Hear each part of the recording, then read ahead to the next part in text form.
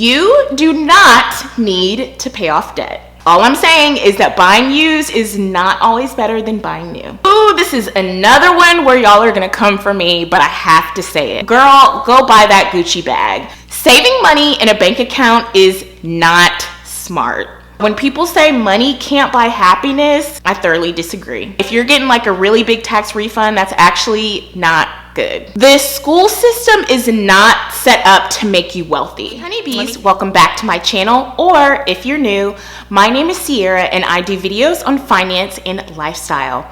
I'm a full-time mortgage loan officer and I have helped hundreds of people to buy homes and build wealth, so I take everything I know and I share it with you in hopes you will build wealth also. Okay, so in today's video, I'm gonna talk about some unpopular money opinions that I hold. Again, these are just my unpopular opinions, and I think it's really interesting to see people's different views. So today, I'm gonna share with y'all what my unpopular money opinions are.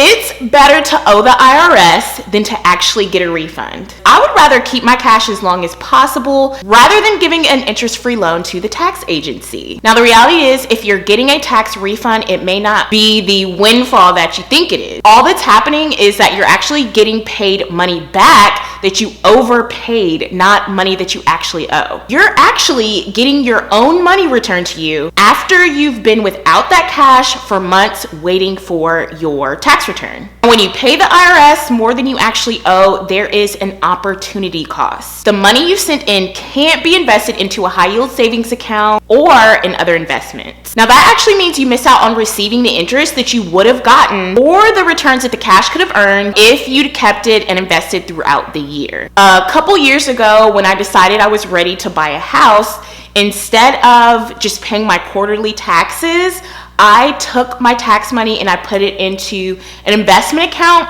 and it actually yielded enough money in return to pay for my house, to put the money down on my house, to furnish my house, etc. That's just my opinion, that getting a tax refund, if you're getting like a really big tax refund, that's actually not good. Why? Because you're missing out on the opportunity to use that cash to yield interest.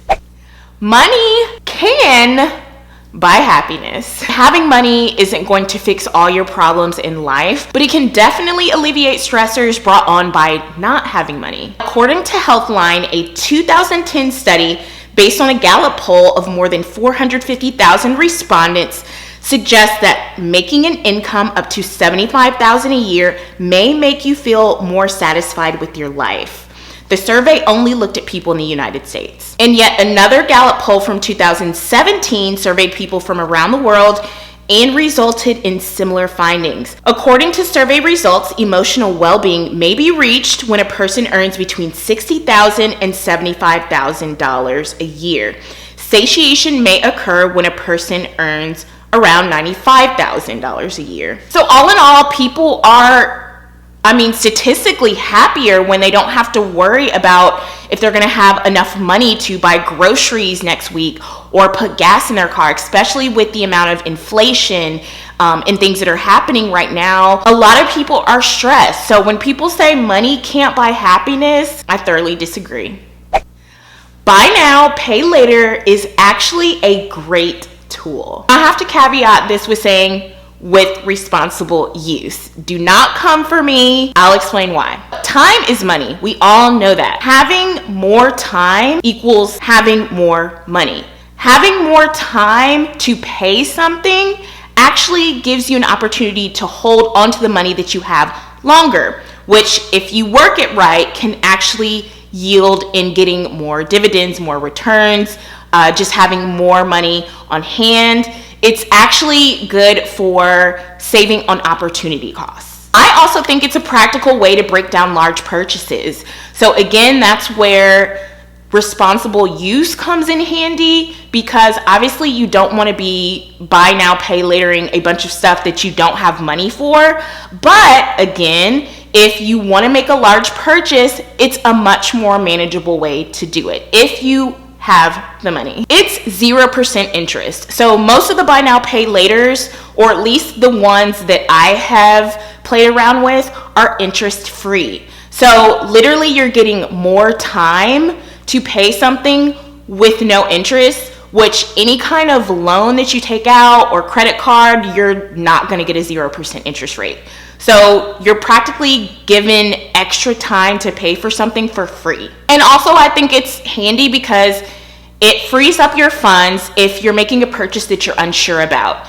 If you're ordering something you don't know it's going to fit, your money is not tied up all into that purchase. You can return it, you get, whatever payments you've made on it refunded, instead of having to wait for an entire refund on the whole thing and you can't have access to your money. Now again, come for me if you will. I know that there are a lot of downfalls to it. I actually did a video on my full opinion on buy now, pay later. I broke down the statistics, the good, the bad, the ugly.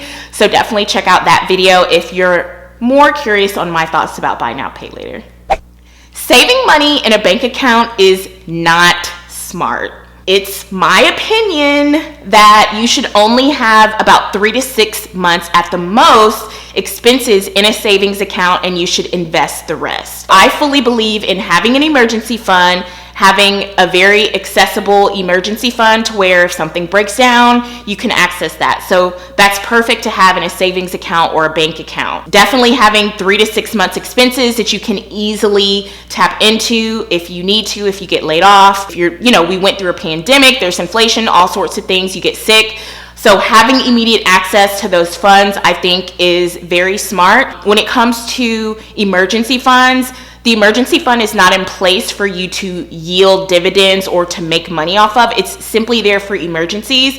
So put your 3 to 6 months expenses in there, put your emergency fund in there, and put the rest in a portfolio or some kind of investment you feel good about. Because what happens is return on savings accounts is extremely low. All that the bank is going to do is use your money to their benefit. You're getting an interest-free loan. You're giving them money that they can use to make more money while you're getting pennies on the dollar. Keeping your money in a savings account really is not lucrative. It's honestly just a logistical place to keep emergency funds and funds that you need on hand. Now the problem is that the interest rates, or basically what the bank pays you for depositing your money, is actually lower than inflation, and inflation being the rate at which money loses value. So that means if you solely keep all your money in a bank account, your money is going to be worth less in the future than it is now. So instead of letting the value of your money decrease, you want the value of your money to increase.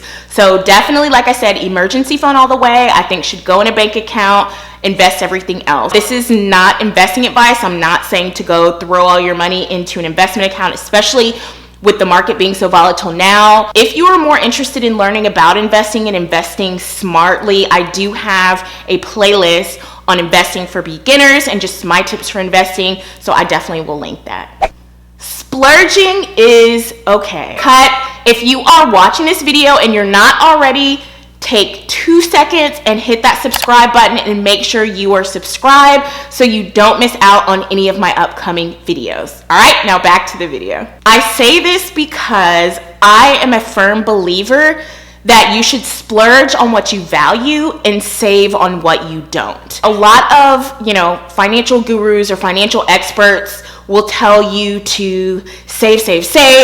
Don't buy lattes from Starbucks. Don't buy designer items. Life is short. I think if you're smart with your money and you save up and you work hard to buy the things you really want, you can simultaneously learn how to cut back in other areas. For example, I am planning my wedding right now. The wedding dress to me is just not as important as, say, the photographs and the video. So for me, I feel it's more important to throw a lot more money into the photographer and the videographer and things like that than it is to buy a $30,000 dress. You wear the dress for one day, if that, and then that's it. Whereas your photos and your videos, those last forever. You pass those down through generations. So obviously, I'm splurging more on that than I am on my dress. That's not to say that those people that splurge on their dress, for some people, the dress is like the most important thing of the wedding. But for me,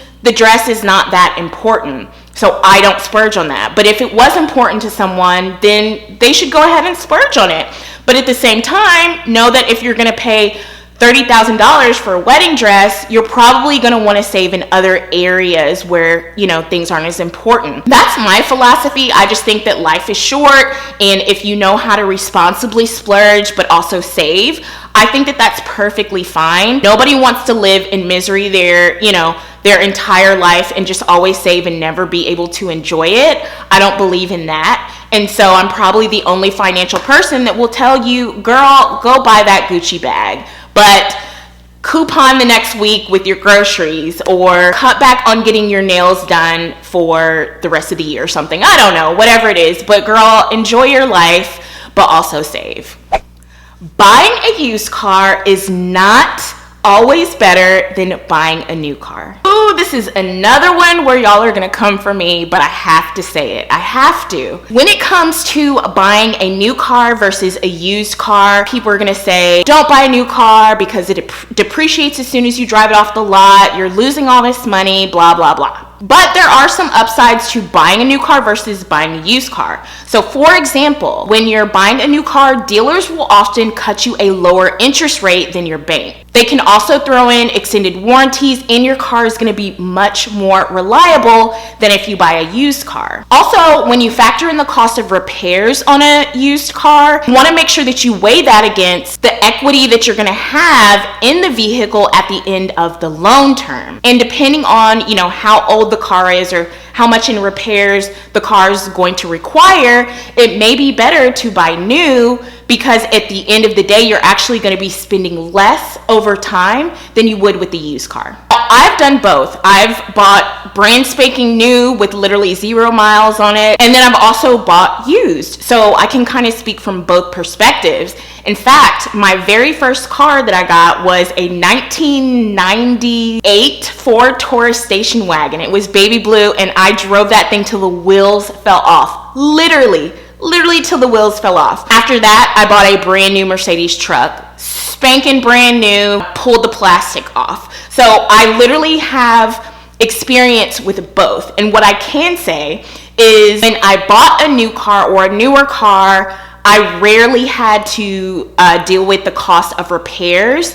And also, being a woman, I personally find more comfort in knowing that my car's not going to break down. I'm not going to be stranded somewhere in a dangerous area. I'm not going to have to worry about, a bunch of roadside assistance and things like that. To me, that gives me peace of mind. Now, my fiance, he buys cars that are at least 2 years old, but usually older. It's great because he saves money. He doesn't take the depreciation hit. It's very smart. He makes very smart decisions when it comes to those. The only thing is, he does end up spending significant money in repairs as time goes on. And he also has to deal with parts failing and things breaking down. And that's not something, he's admittedly said he would even want me to deal with. As a woman, he would want me to be safe and just know that I'm in something reliable. So for me, he would definitely want something newer versus with him, he knows more about cars. He has a really great mechanic. He can spend the money on the repairs. But, that's just for me. So to each his own. I'm certainly not saying do one or the other or one is better. All I'm saying is that buying used is not always better than buying new. Credit is necessary. I'm sure that many of you will agree with me, but I'm sure that a lot of people in a different financial camp will disagree with me. There are a lot of financial experts that say cash is king, only use cash, don't focus on credit, be debt free, no debt, don't have any debt at all. I just simply disagree with that. And that's for a number of reasons. It's not only because I work in the lending industry. I've always felt this way before I worked in lending, before I worked in mortgages. Credit is important to me because when you don't have credit, when you have bad credit or no credit, essentially they're seen as the same. Bad credit and no credit, you're literally going to pay extremely high interest rates, which are going to cost you more over time than if you just had decent credit. Also, I think credit is necessary for life because you never know when you'll need it. You never know, when you may need to buy another car, or when you may need to have to apply for a loan or things like that. I just think it's important to have good credit. You don't have to go into tons of debt either. There's people that have credit cards that they pay them off every month and they're able to keep immaculate credit scores. You don't have to have a lot of debt to have good credit, actually. So I'm not saying go get a bunch of debt, but I am saying that credit is necessary. I experienced an issue some years ago where I had actually just gotten a new car. Then we experienced a horrible flood and my car got totaled. I was honestly not planning to buy a car anytime soon. Like, I just, that wasn't in the cards. I had just gotten a car, but I'm so thankful that my credit was at a point where I was able to get another car and get approved for a car when that car got totaled out. Had I not had any credit or horrible credit, it would have put me in a much worse position. So I just say that to say I think credit is important. Building credit is important. You don't have to have a lot of debt, but credit can actually work for you if you know how to let it work for you. And I have tons of videos on, advice on credit tips, how to boost your score, how to use credit to your advantage. So I will link that playlist. You definitely want to check that out. Everyone isn't meant to be an entrepreneur. I know a lot of people will probably disagree with me because I feel like there's really been this big push on entrepreneurship lately, and please don't get me wrong, I am a full proponent of entrepreneurship. But my thing is also that every single person is not built to be an entrepreneur. Every single person is not equipped to be an entrepreneur. Every single person does not have to be an entrepreneur for our economy to run. And I know there's a lot of pressure for everyone to have businesses now, but it's not for everyone. And if it's not for you, it's okay. Pushing yourself to be an entrepreneur or to start your own business when maybe you're not knowledgeable enough, or you're not comfortable, or you're not fully equipped, or you're not passionate about it, you can set yourself up for disaster. So I fully encourage entrepreneurship. I think it's great. I think as many people should do it as they can and want to, but don't feel pressured. If you have a 9-to-5, girl, work that 9-to-5. Having a 9-to-5 has so many advantages. I feel like people crap on that now, but I mean, there are things about having a 9-to-5 that I miss so much, which, like, for example, is just having steady, stable income, knowing how much money you're going to make every month is like such a luxury to me. Also, the benefits that you get with it, just having an employer that gives you benefits is really nice versus when you have to cover your own benefits. It's a lot less expensive if you have an employer that's paying for it. There's just so many benefits to having a 9-to-5, and I hate that people are making it seem like so worthless now. People need to have 9-to-5s. We need people that have 9-to-5s to keep life running. You can live very well with the 9-to-5, so everybody just does not have to be an entrepreneur. You'll learn more about wealth and finance from books and experience than you will from school or college.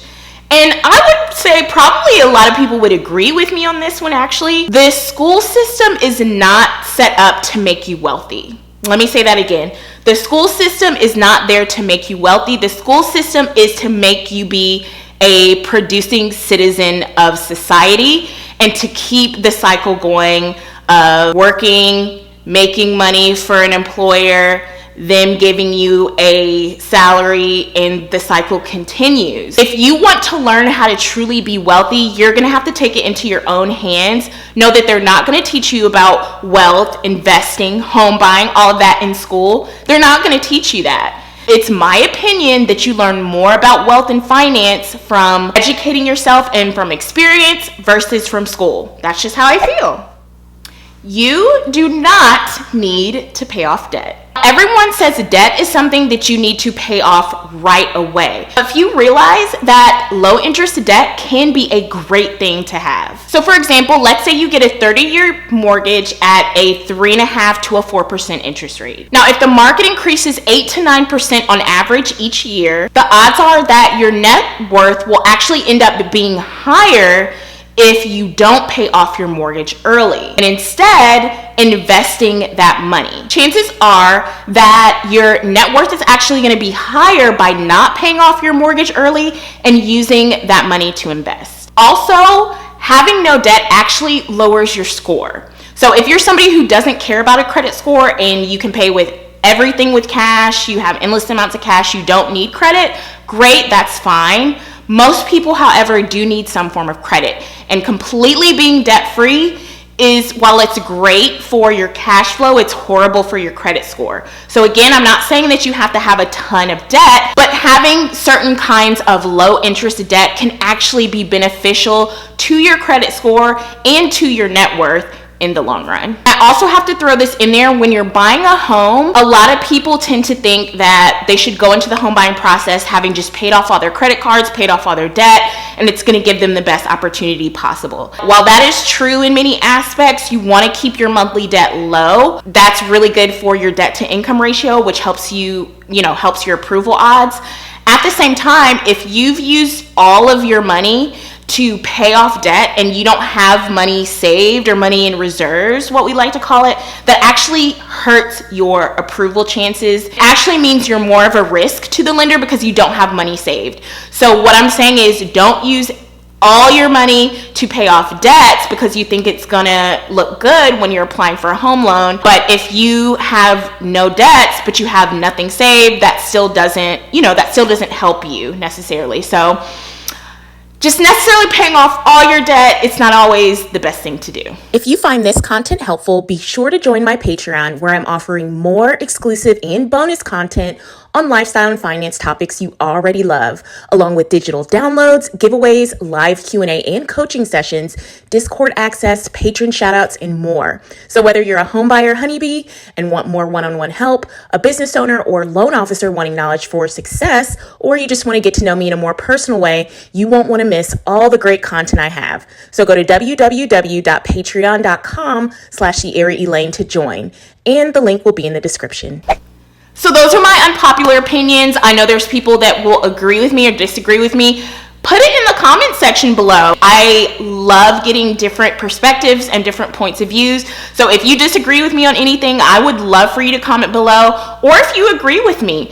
Also, if you have any unpopular money opinions down below, I want to get the conversation started. Well, the girls like to tussle a little bit, so I'd love to get in the ring and kind of debate with some of you. So definitely let me know down below. Thank you guys so much for watching. Make sure to subscribe if you haven't already. Click the bell button so you get notified when I upload. Give me a thumbs up if you found this helpful, fun, or entertaining. I love you to the bank and back, and I will see you in the next video.